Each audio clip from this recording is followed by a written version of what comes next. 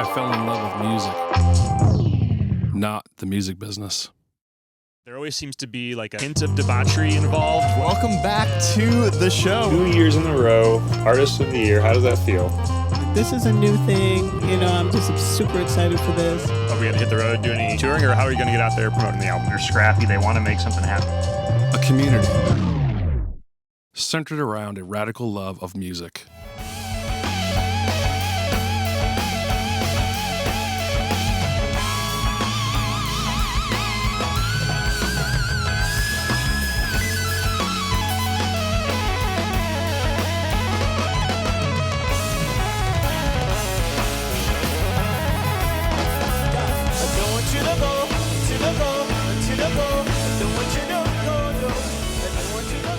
That community is Soul Seed.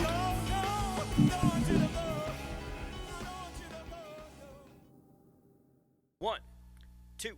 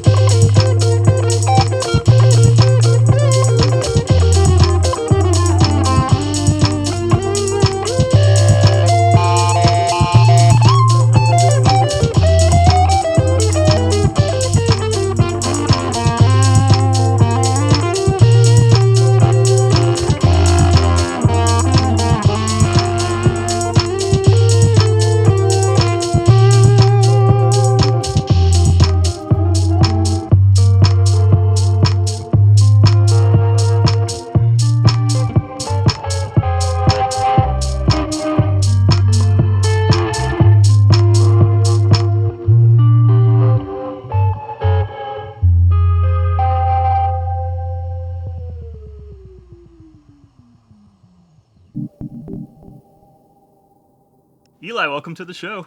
Thanks for having me, Justin. Appreciate it. Yeah. First of all, that was awesome. Oh, thank you very much. Yeah. So you are out of Asheville, but we're always going to claim you as one of Michiana's own. Yeah, I claim it myself. Awesome. Yeah, I love to see our artists from here go out into the world and flourish, but always going to be Michiana in my heart. Definitely. Yeah, and you're back. You're here in a little tour in the Midwest. What are you doing here? Yeah, my band After Hours is going to be playing at Float Fest, which is tomorrow in Goshen, and then just doing a few other gigs around that, being sort of the anchor gig bringing me back. I'm playing at LaSalle Kitchen tonight, and then Emma Hearth and Market on Sunday. And always nice to come back and see my folks and see my friends and play some music. Yeah, definitely. And you've been here for a little while. You've been around Michigan a bit, doing some shows. And... I just got in 2 days ago. Oh, okay. And then I played last night at Watermark. And I did a run of shows last month as well. That was like 3.5 weeks long. Okay. This one's a little bit shorter because I've got some shows to get back to in North Carolina. But I'll be back up in the area in November as well. Nice. Doing some duo tour stuff with Jordan Hamilton, who's a really amazing cellist. And then also some after-hour shows as well. Very cool. Yeah. So, even though we did lose you sort of to North Carolina, you do seem to get back in town quite a bit. Yeah. My parents live up here, and I like to come see them as often as I can, and also just get some work in. Yeah, for sure. Yeah. For sure. What was it that took you to Asheville anyway? Why did we lose you to that? I went there like 10 years ago with an ex-girlfriend, and we were thinking about moving to that area, and we didn't stay together, but I always really liked the area. And then Arthur, my bandmate in After Hours, he and I started touring down there, I think 2017. And I was working for a business that thought that it could do well there, and it ended up not doing well there. So that was kind of the catalyst for me leaving and being able to move. And then I stopped working for them like shortly after I moved, and just have been doing music full time since then. Nice. So let's talk about that a little bit, because you, doing music as a full-time gig, that is not the most secure of paths.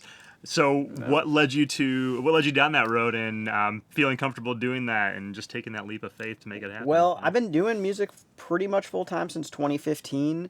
I quit my job working at the Whole Foods in Mishawaka and started doing music full-time with Arthur in After Hours. I wasn't really doing a lot of solo work at the time, and then COVID hit, and it became a little bit difficult for the two of us to play out, so I started doing more solo stuff, and just getting work around here and figuring out like what it takes to get bookings, like having good things like high quality video of performances and photos and website and all that stuff that y'all are kind of providing for people, which is awesome. Yeah. There's not enough like institutions that help artists figure out how to get to that stuff and then take it to the next level of being able to use it as like booking press kit type stuff. So kind of being around here really helped me figure out how to run my own music business. And then going down there, as soon as I lost my job with the company that took me down there, I started playing bass as a side man in someone else's band.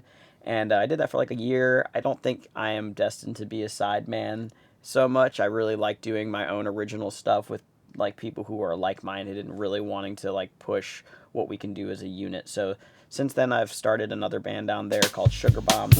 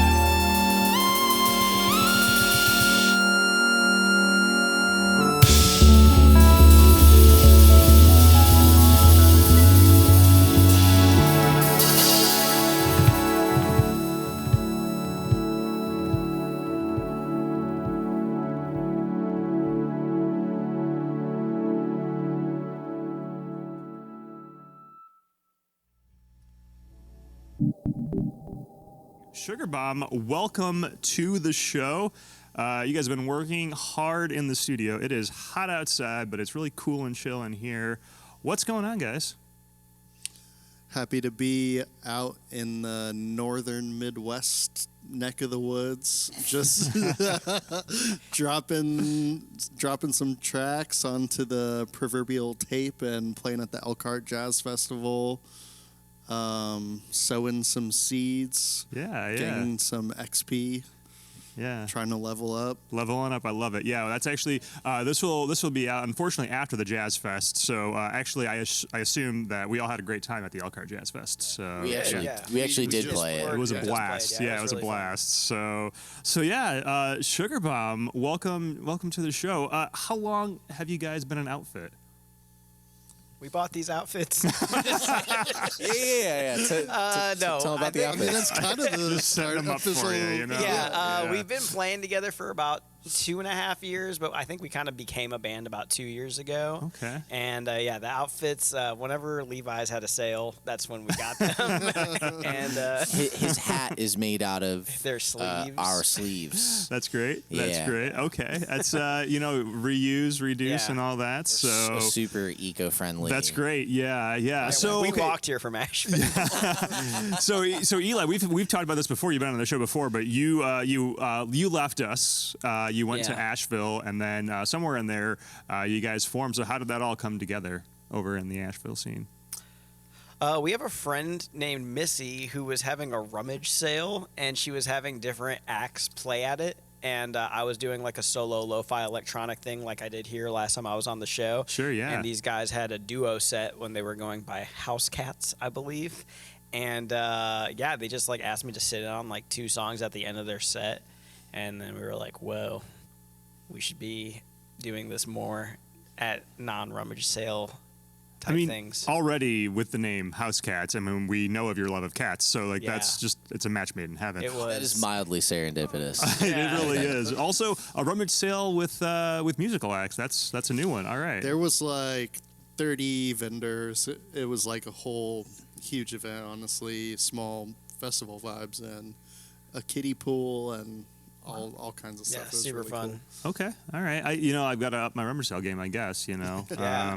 I've seen like better signage and whatnot coming out. But this is the first time I've heard of a variety show event at a rummage sale. So that's cool. All right, so you guys hooked up. You've been out playing. Got some new music that you're working on, and an EP recently out by the name of Sweet, as I understand it. That's right. Yeah. All right. So tell us a little bit about what you guys have been working on in the studio. What we've been working on lately, or what we worked on for the all of the above, whatever sounds cool. tasty. Yeah. Sweet and Explosive was recorded a while ago, and then we took a long time to finish it. I took a long time to Yeah, don't we me. It's mostly my fault that we took a long time to finish it. But it was worth it because he killed it.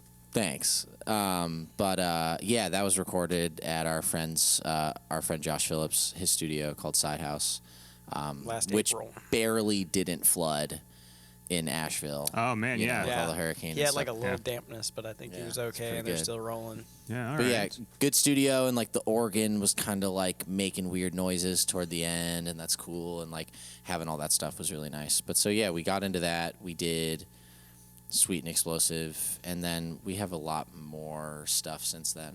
Obviously, we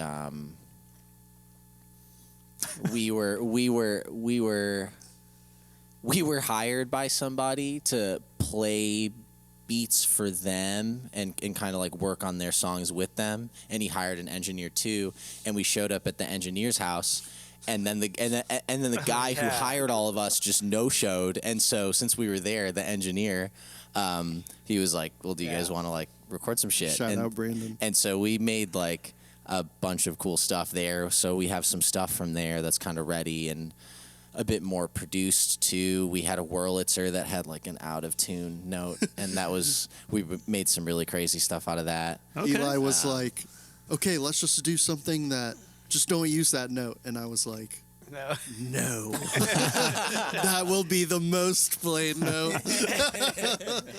Definitely, I'm sensing a lot of just leaning into what life is bringing you. I like that. I like that Definitely. a lot. Yeah.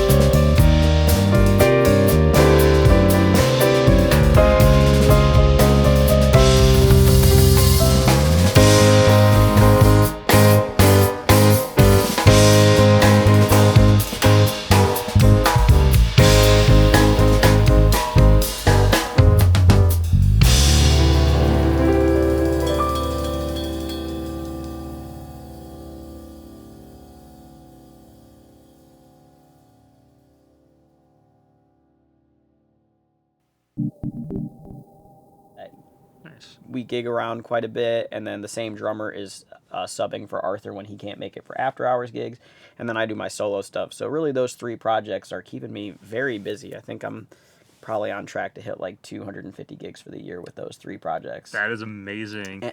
And one thing I really like about being in Asheville is that all my gigs are about 15 minutes away from my house. Whereas, like, when I was living here, it was great getting to play in Michigan all the time. But Arthur and I, one summer, we drove to Traverse City every weekend. Yeah. And so I saw that the potential to, like, gig more regularly and more locally was a thing there. So that was another thing that really attracted me to the area. Yeah, we do have a great scene here, but it's a rural space, so it can be very disparate. And then if you want to extend out even further to the Traverse Cities or the Indianapolis or whatever, you can spend some time on the road. For some reason, After Hours never did particularly well in Indianapolis, so we always did like Grand Rapids, Traverse City, Kalamazoo kind of circuit, and been doing that for I think since like 2014. Yeah. So yeah. Yeah. So I want to go back a minute because you said it earlier, the business of it. You are a business person. You're not just an artist. You are a business person. I guess. So yeah, I mean, talk to me about that. I mean, you have taken your art and you are also turning it into your way of living. Yeah, I gotta shout out my dad for helping me figure out how to run businesses because he had me helping run his business when I was 12. And I ran it until I was done with college. Oh, nice. We ran like an online textbook sales company, like college textbook, through Amazon and other various outlets. But I was managing the inventory and I was doing all of the customer service management. I don't think CSM was really a thing people said back then, but that's basically what I was doing. And I mean, I was doing that when I was like 12 or 13. Oh, wow. I made all these templates and things, and there was no automation or Google Suite at the time. So now that I have those tools, I just kind of took the knowledge that I got from his business and applied it to my business, which is just like, make sure you respond to people and make sure you give them the information they want the first time. And you would be shocked, like, how many musicians don't get jobs because they're bad at business. Like, there's so many people who are great at music. I don't think I'm the best at music, but I do handle my business okay. So I think that helps me stay employed. But, like, you know, I want to spend more time on my craft and working on the art, but, like, a good chunk of my week is dedicated to, you know, bookings and keeping up the social media stuff and just making sure I'm organized. Yeah, I mean, I don't think people always realize all that behind the scenes that goes into being a full-time musician. Yeah, I'd say it takes up, like, more time than practice, which I don't necessarily want. So I'm like, I've always been looking for an agent to take it off my plate, but every time I've found one, I find, like, I think I would do that just a little bit better. Yeah, and it's hard to really let it go, you know? It's hard to let it go, especially when it's costing you money. Yeah. And so, I'm just, I'm kind of resigned to, like, probably doing a lot of the business for the rest of my life, and that's okay. Yeah. But, I think I just, I have a bit of a natural knack with it. Both my parents were self-employed, like, most of my life. And then just having, like, you know, I don't think there was a lot of people around South Bend that were doing music full time. And so I kind of had to, like, see how people were doing it a little bit in Chicago and see how people were doing a little bit in, like, the Michigan markets. And once I saw, oh, okay, that's how you do this, I can kind of replicate that for my own model. It'll be a little bit different because everybody's path is so unique to their own style. And so that kind of indicates what kind of gigs that you get. You know, if you're a hip hop band, you're not going to be playing at an Italian restaurant as background music, but, like, an Italian restaurant as background music was my first gig when I first quit Whole Foods. I was playing at Simonini in Granger, and that was, like, my regular gig. And then I was like, oh, so, you know, weeklies really help, or having just regular work. And then they were nice enough to let me shoot some videos in there, and then I took those videos and I took them to some other places and got more work. So, yeah, just kind of, like, figuring it out how it all works was part of the path for sure. I am curious, though, because you mentioned your parents, and, you know, when you were talking to your parents about music as a full-time gig,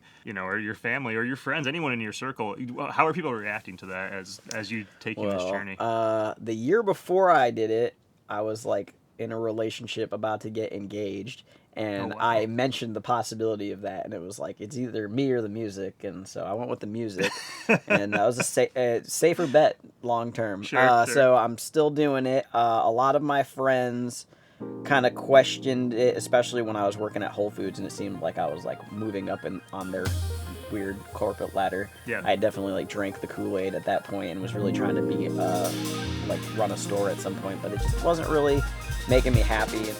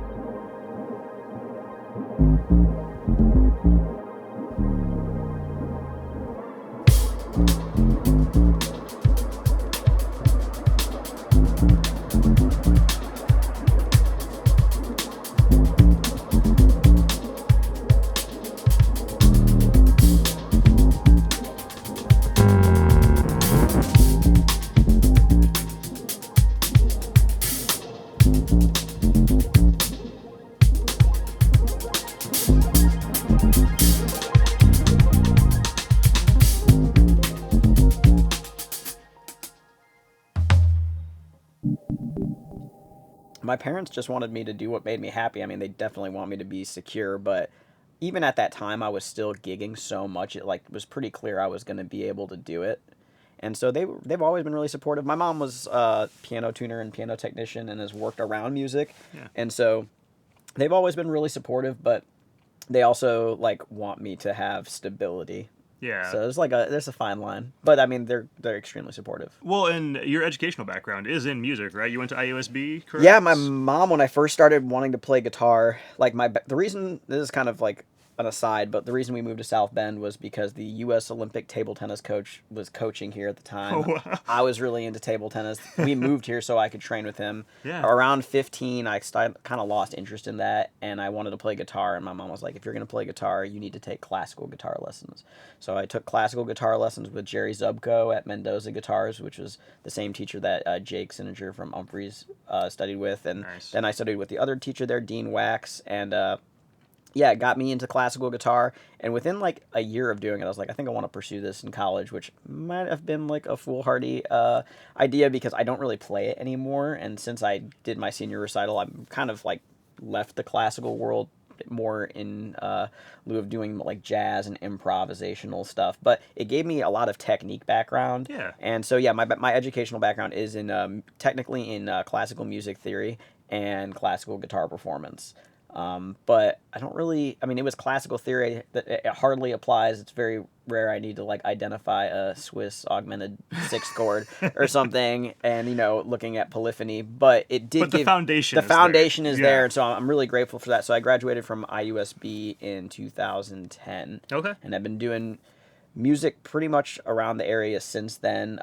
First with a band called The Beat, that was like a hip hop project, which was also with Arthur. Love The Beat. Thank you. And then when that project kind of started to like fall off, we just continued to work together as a duo. I think we did like 2 shows, and we were like, we can do this still. Like I think we always had this idea we needed a vocalist or we needed a soloist, because before The Beat we had a band called Sober K with a really great saxophonist.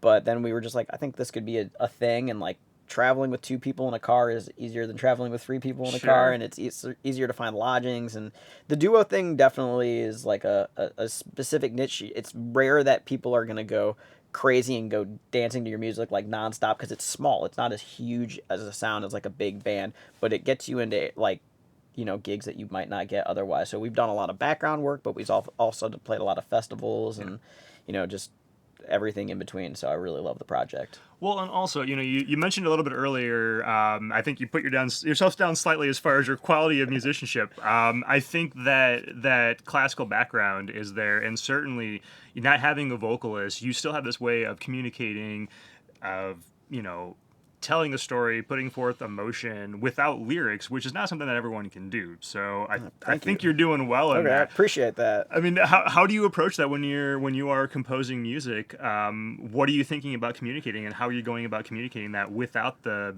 benefit of words? That's a good question. I think I don't go into things all the time writing with an intent. Sometimes like writing is the intent. Like it's just like a process of finding sounds that I like. Yeah. Everything on this record here, the solo record that I did, was just written during like the first 3 months of lockdown, when I didn't really have any other options to do things, and I was just kind of channeling my feelings into it. But it wasn't like the only song that had like an idea before I wrote it was Take a Walk on the Mild Side, where I wanted the feet are the drums like walking at a very specific pace, and I like mic'd my shoes and stuff. Yeah. But everything else is just kind of like I was trying to capture a feeling. But there was no thought about like, okay, I'm going to write this so it sounds like this. It just kind of happened. I don't know. It's not a great answer.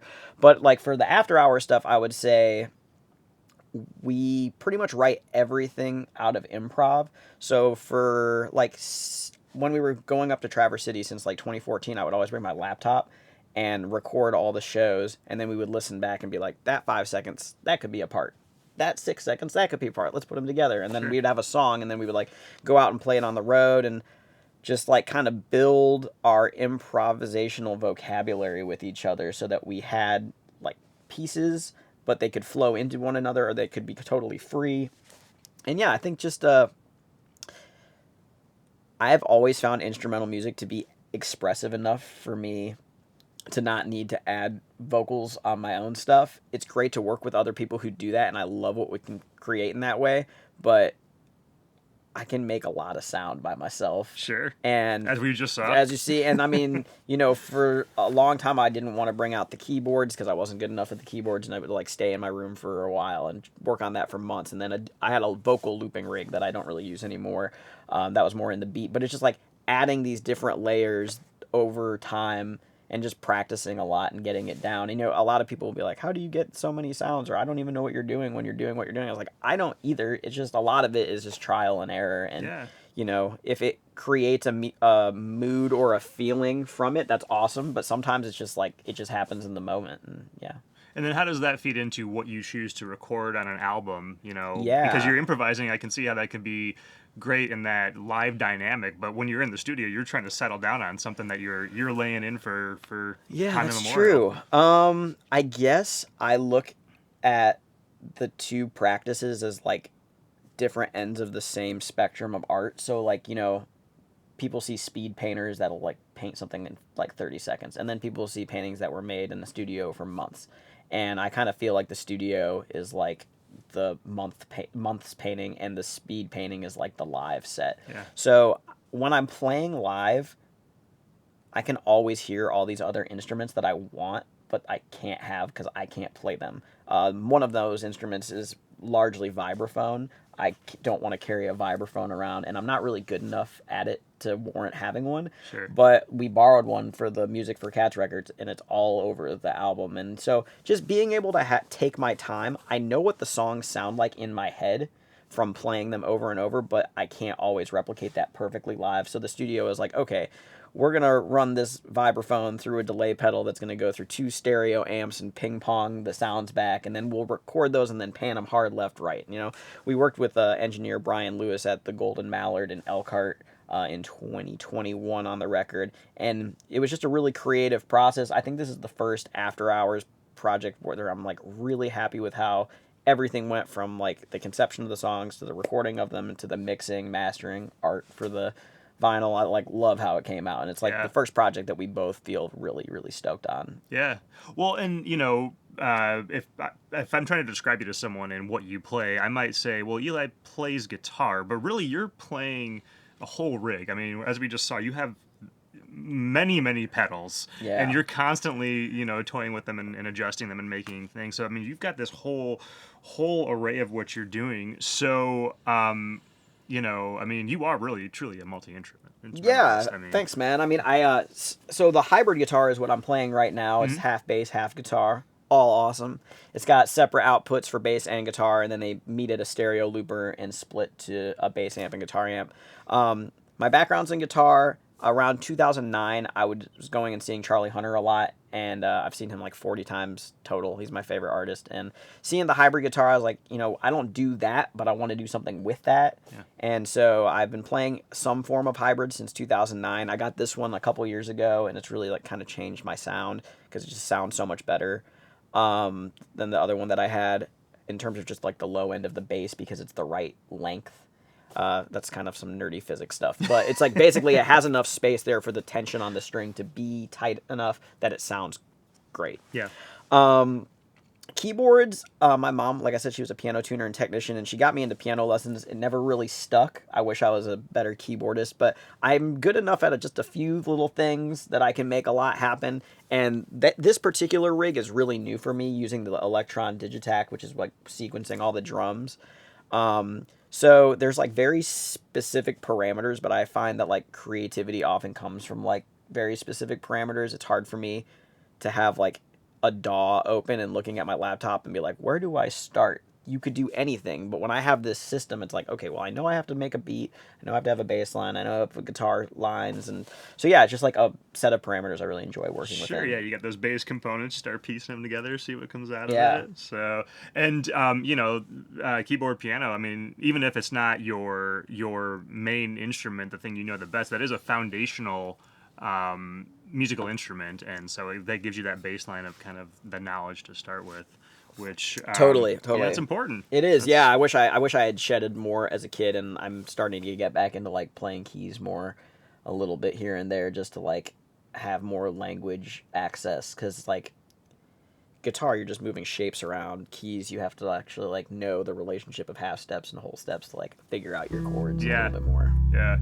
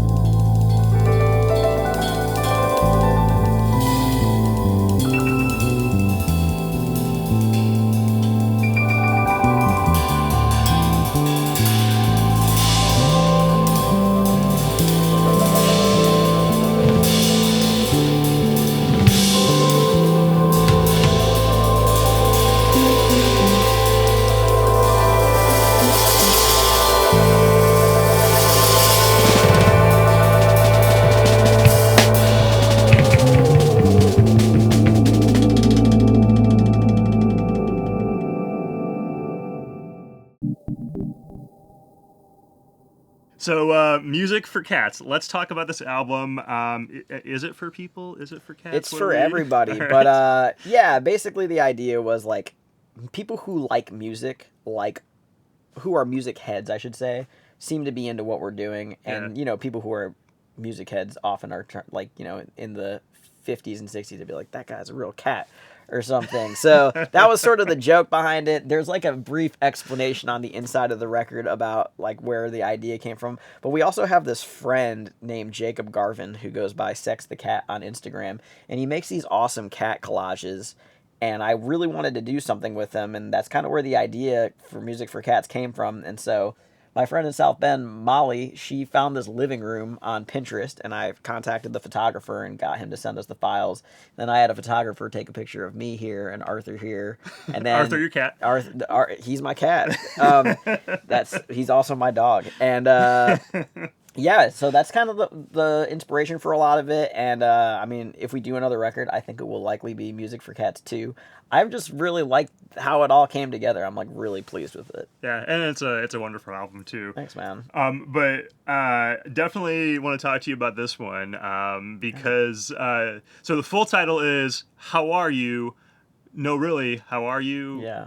And just right there, that says so much about the moment in time it came out, because we were in this lockdown period. Everyone was suffering in a way that I don't think any of us ever expected to in our lives. You know, we're reeling from the world kind of being upturned. Mm-hmm. And then you had this beautiful album come out, and I just love the play on that. You know, you're walking down the street, you see someone you kind of know, and you're like, "Hey, how are you?" And you say that without even really meaning it.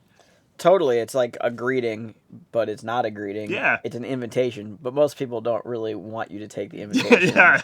I didn't mean to actually ask you it's that. It's rhetorical, buddy. But no, I have, my friend Krista Hofel actually came up with the title. She was going to make a quilt that said that, and I just really loved the idea, so she let me use the title, and I just wanted something that like connected to people in a way where it's like it's okay to feel this right now, and like if there is a feeling, what is it? And so the music for me is like deeply connected to my own confusion and grief and kind of trying to work through that.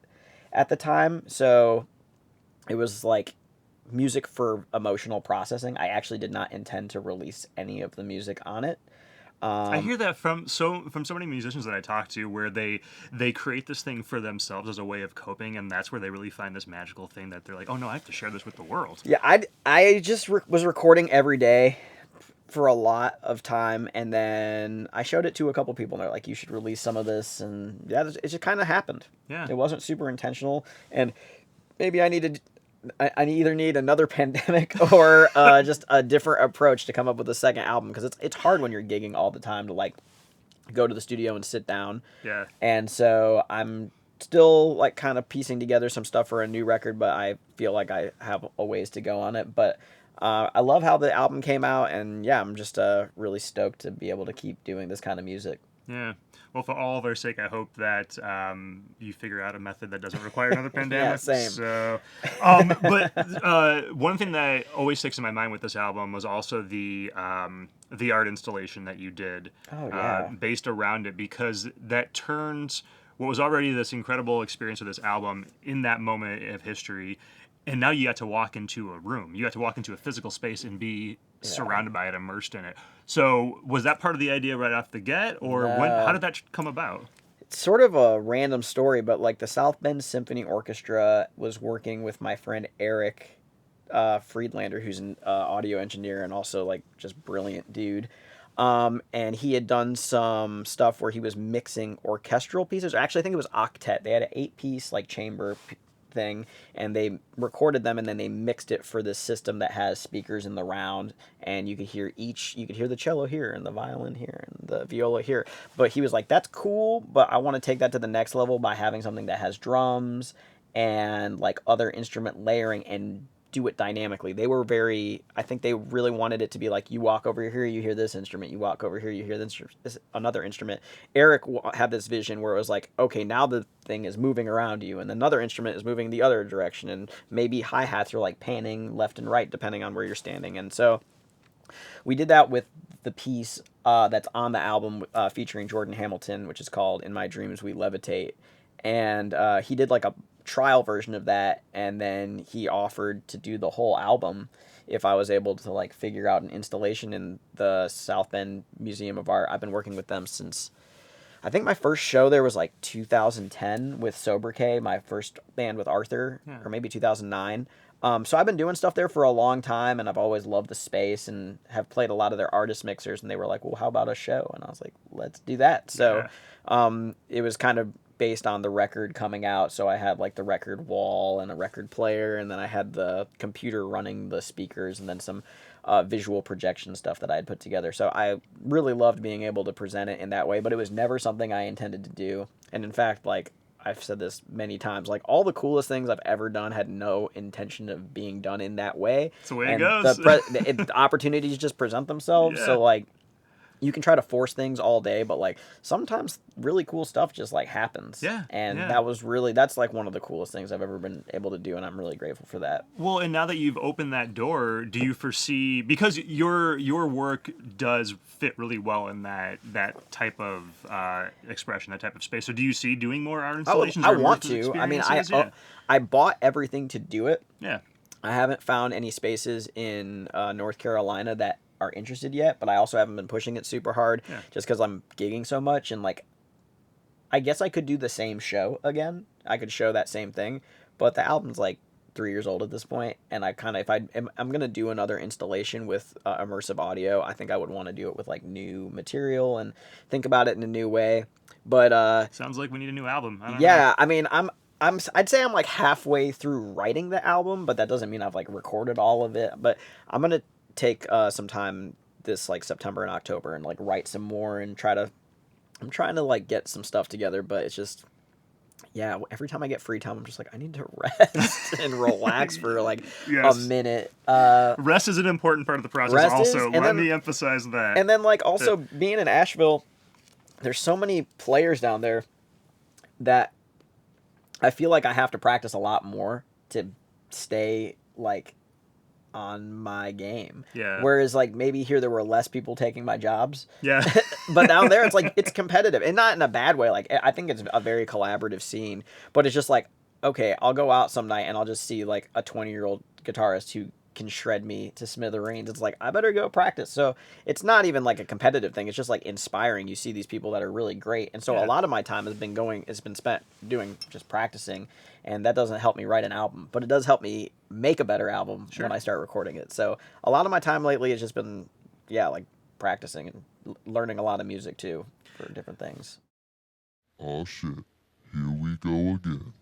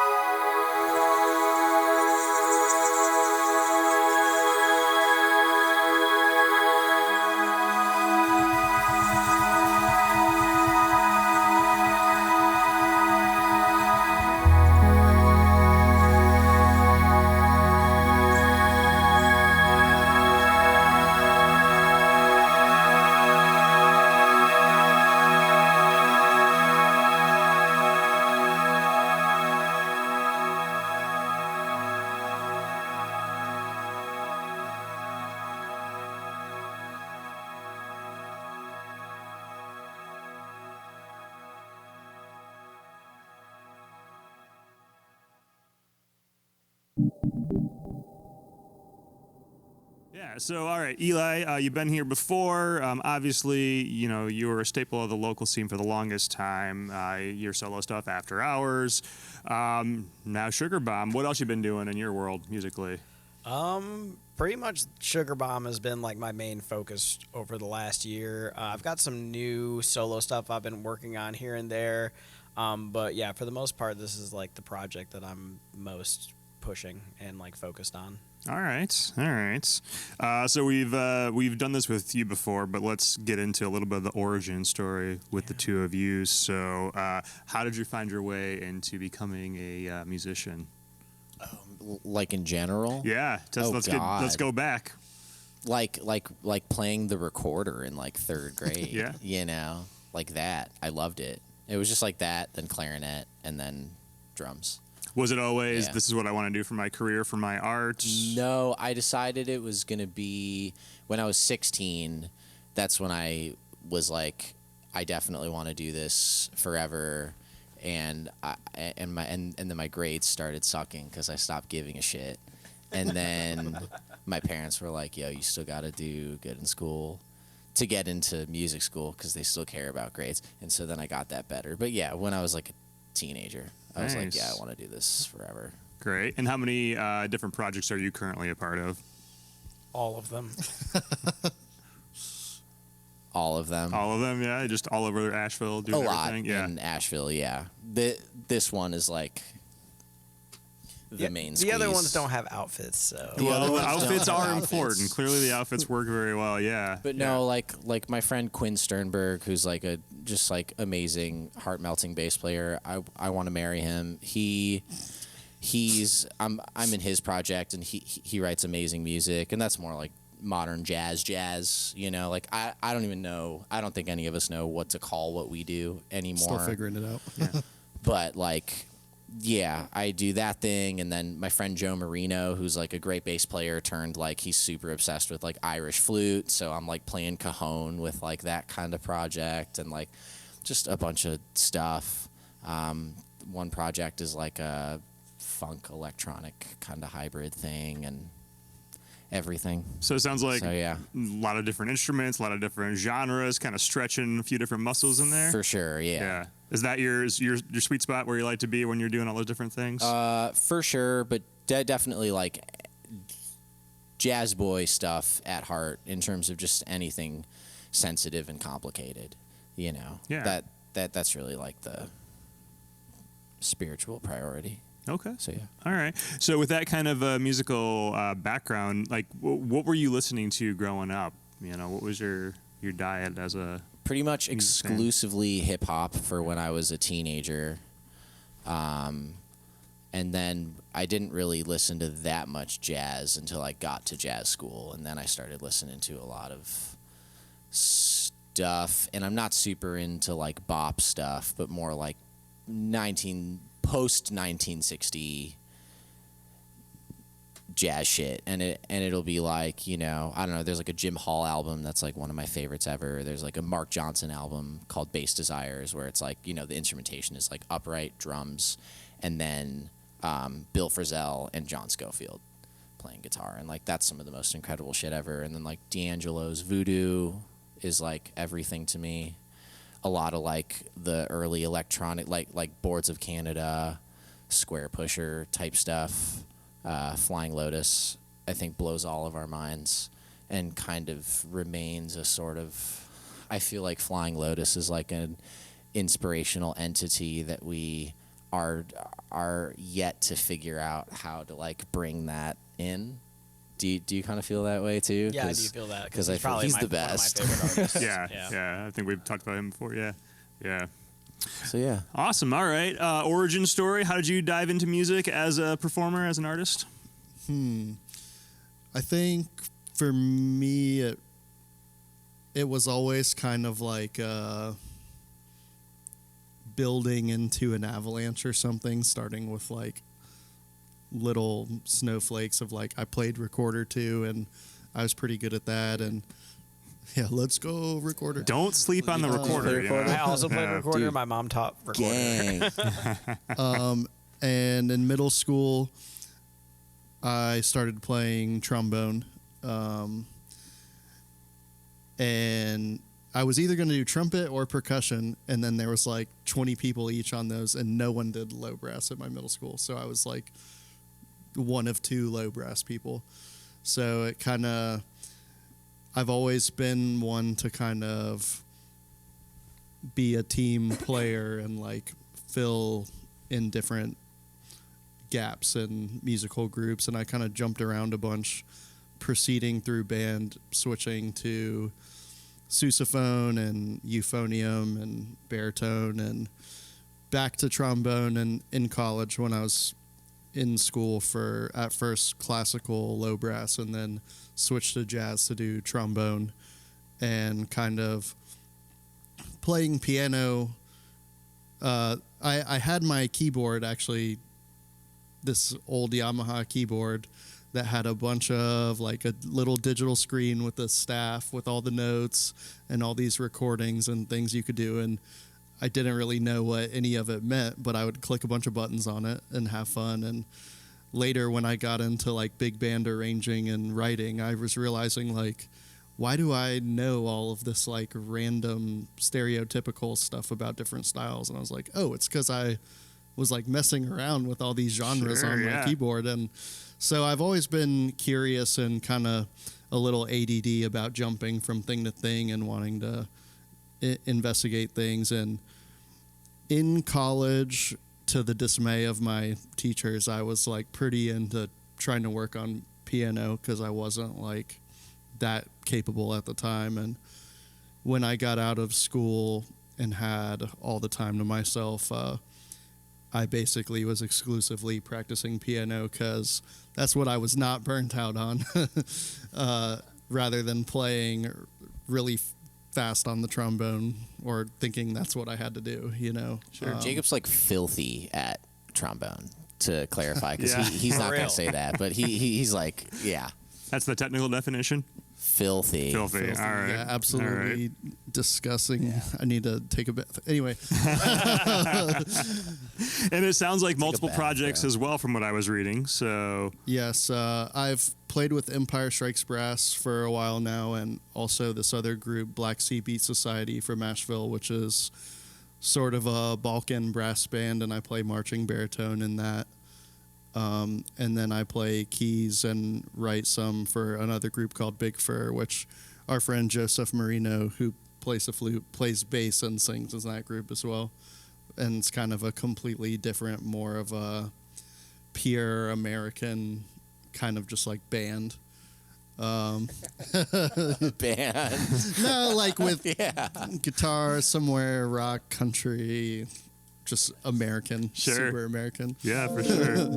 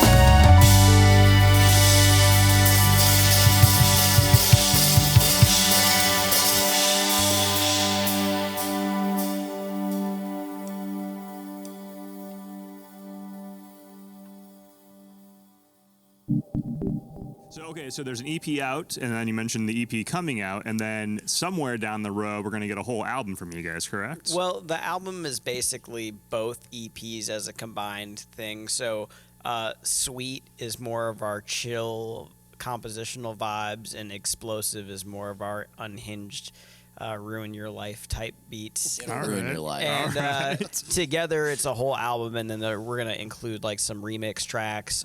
Each of these guys is working on a remix, and then my good friend Brandon Phillipson, who was like a staple in the South Bend scene years ago, he did an insane remix of one of our tracks as well. So Excellent. really excited about that. Great. Will there be like a physical release, maybe with some extras in there for those folks? We have a vinyl record that we're pushing on this tour now, but there won't be any bonus tracks on it because it's already been pressed. But yeah, we're really stoked on how it came out. Excellent. All right.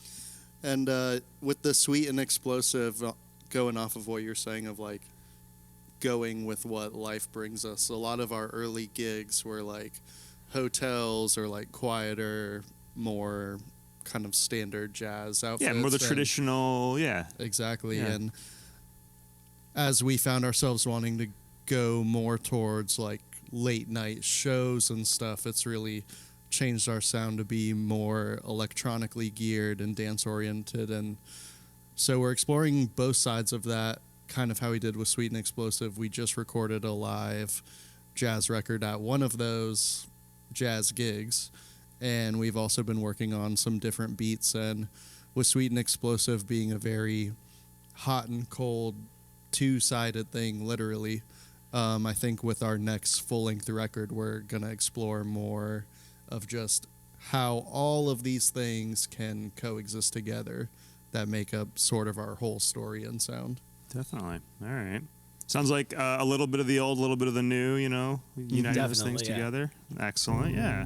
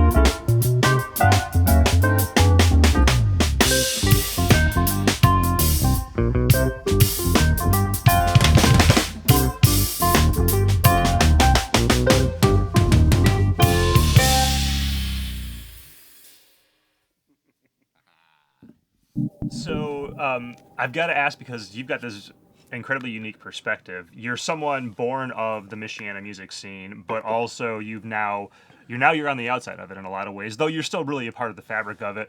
You pop back in every so often. What is your perspective of what's been going on here? Because from my experience, I've witnessed this.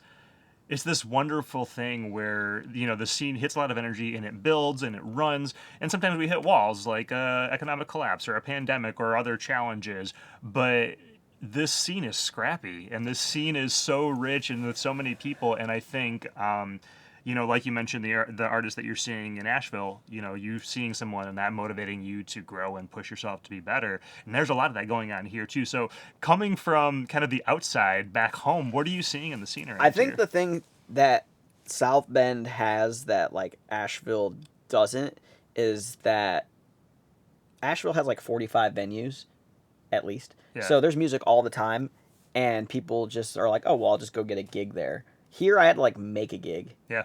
And here you have to make a festival. And I'm just going to shout out my friend Lauren Steinhofer, who organizes Yart. Yart, yep. And it's just like, something like that probably isn't going to occur in a place where there's like a lot already happening.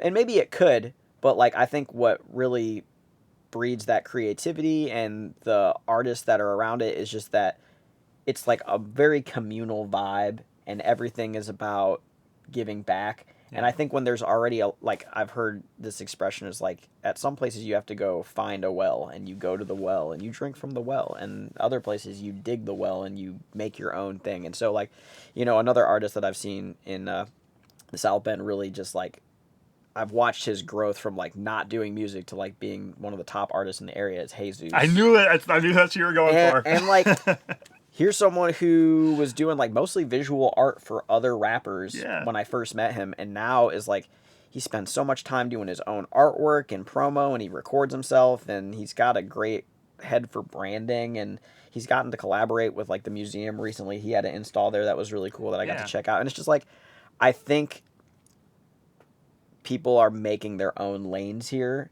whereas like other, like I was saying before, there wasn't that many things around here for me to replicate, so I had to like kind of create my own niche, and just seeing other people do that is really inspiring. And I think that South Bend has a lot of really positive things going for it, and seeing like some younger folks that like I used to see at shows just when they were like first turning 21 to like now they're throwing their own shows, and it's great because and also like the venues, like Lang Lab was like kind of sleepy for a little bit, and now it seems like it's like full force doing really cool stuff. And we've got the button too. The Well's back with they're doing some DIY stuff with the kids again. I was gonna shout out Patrick Quigley has just been like a staple So I growing up. We have so many heroes in the scene.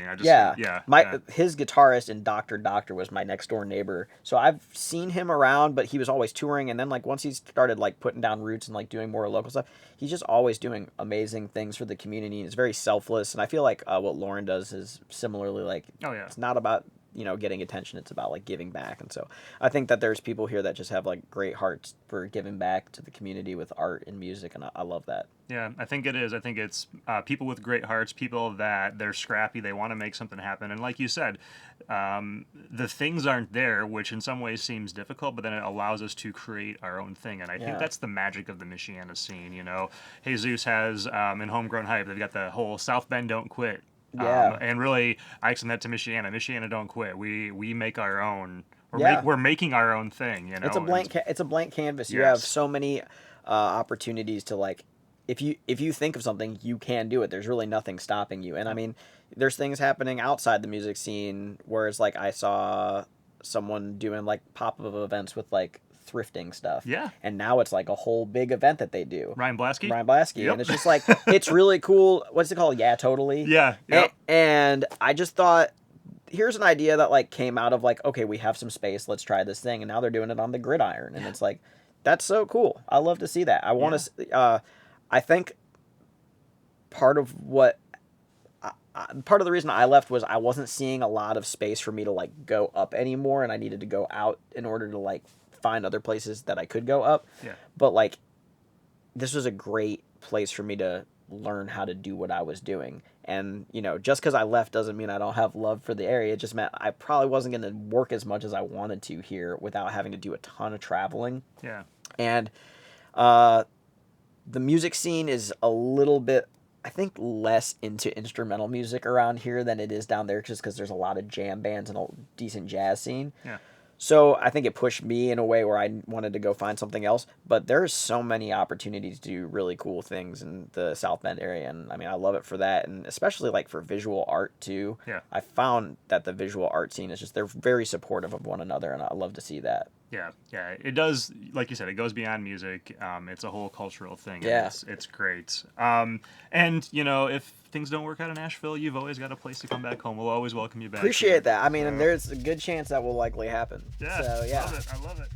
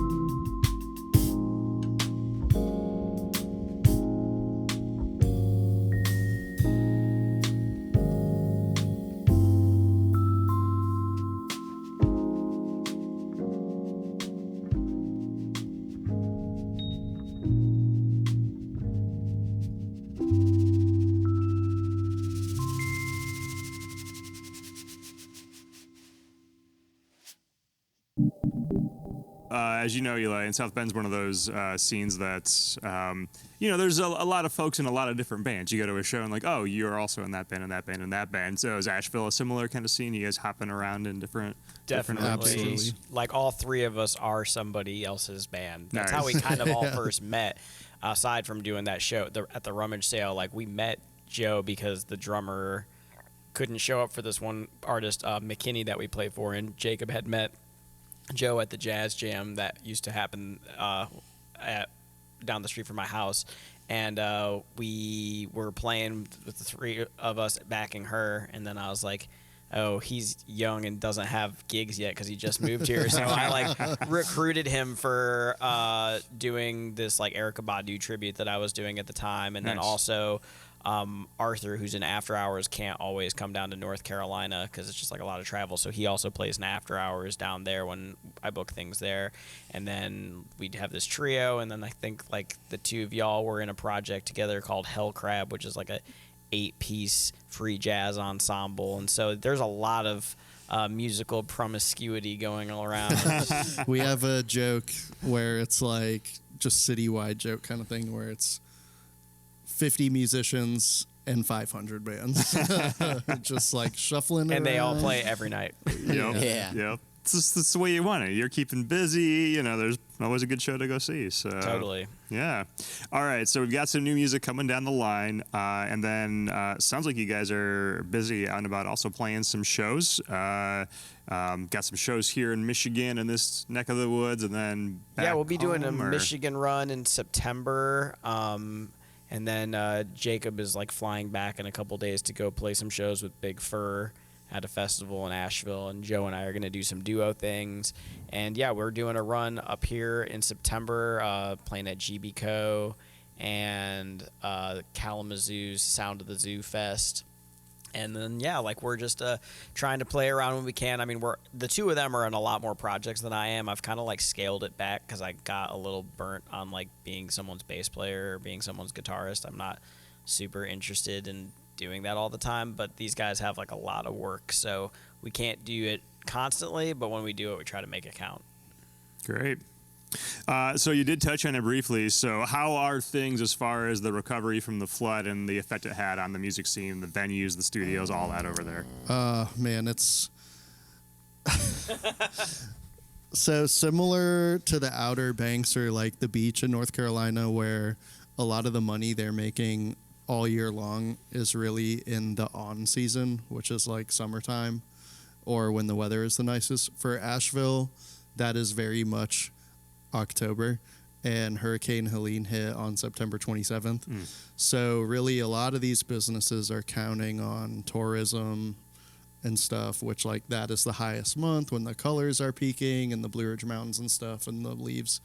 And that kind of basically didn't happen this year. And so even though like structurally speaking, they were pretty quick to get like the main roads and stuff back working, but like there's still some stoplights and bridges and stuff, and like if you drive along Riverside Drive and stuff like that, there's still just like garbage and like wrecked cars in places, and it's And a boat.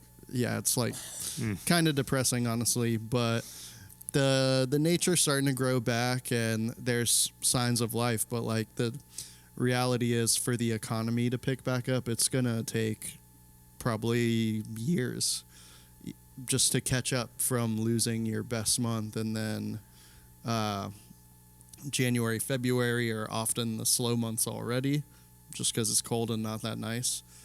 And I know that just like all around it's been kind of brutal. Yeah. And we felt it too. Like the gigs haven't been the same as they were. It's harder to find chances to play, and businesses Especially as like a newer band. Like Yeah. I feel like the legacy acts are starting to get the work back, but like if people haven't really heard of you, it's hard to get people excited to go out and see you, and that's really what businesses need right now. And I just saw a thing from the Department of Tourism saying that like, yeah, a lot of businesses are closing right now, and we're hurting, and we are hoping it can get better. And like I think this fall will be a real indicator of how things are going to be in the coming years. Yeah. So visit Asheville. Yeah, please, like real. It's still Asheville beautiful. road trip. It's Yes. still beautiful, and businesses are open, and they need the business, and like, yeah, but it is a little bit challenging for musicians, and I think just for everybody in general. Yeah. Well, and as we always like to say on this show, give musicians your money. So, definitely everyone out there needs to, pick up the EPs, and then the album when it eventually comes out. I know you guys have a Bandcamp, and look up some of those other bands out there in Asheville and throw some money at them, because then you guys could also get out there and spend some money at those local places. Definitely, So, and Exactly. like when Billy Strings came to Asheville in February, that was like the first thing that had happened in Asheville, like basically post hurricane, and it really gave like a shot to the local economy. And people are really hungry to see music there, but a lot of people aren't going out as much just because they don't have the money like they did previously. Yeah. So yeah, visit Asheville. Definitely support Asheville. All right, so got some shows, got the recordings coming up. Anything else new on the radar for you guys? Yeah, we have a video game that we're working on. Really? Yeah. Do tell. So the song that's coming out July 9th is called Eli Special, and my friend Nathan Morrow, he's an animator. He was in the band Kansas Bible Company back in the day, and he's kind of moved into full-time animation, and he's designing a video game around the song. I don't want to give too much away about the game. Yeah. But that should be out in September, and really excited to have like a video game because I think that's just fun. So stoked, yeah. Yeah, for sure.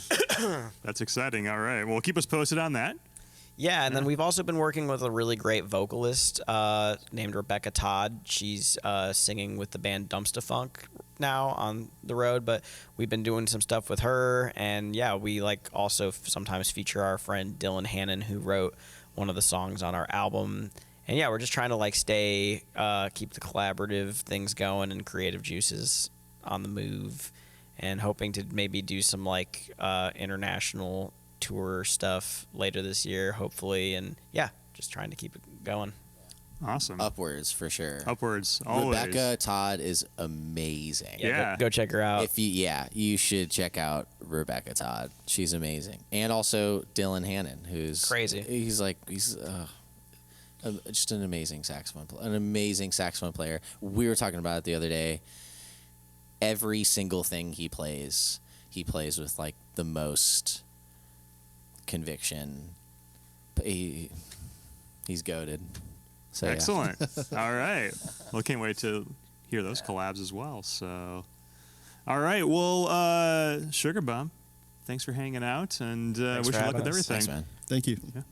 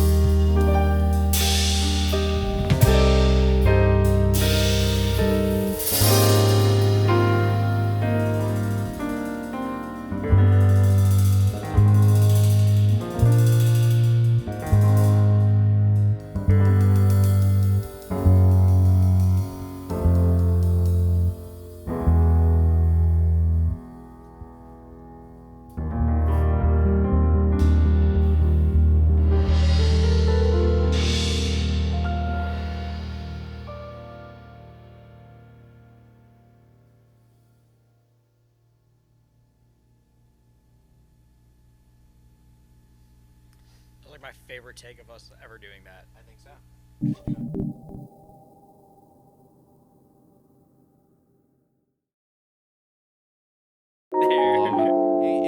If I could get That's fire. if I could get On the less bass in the bass mix, that'd be. Can you turn my vocal up in the drum mix? Oh my Hey, god. can I get like plus 20 kick in both of their started headphones? this bit.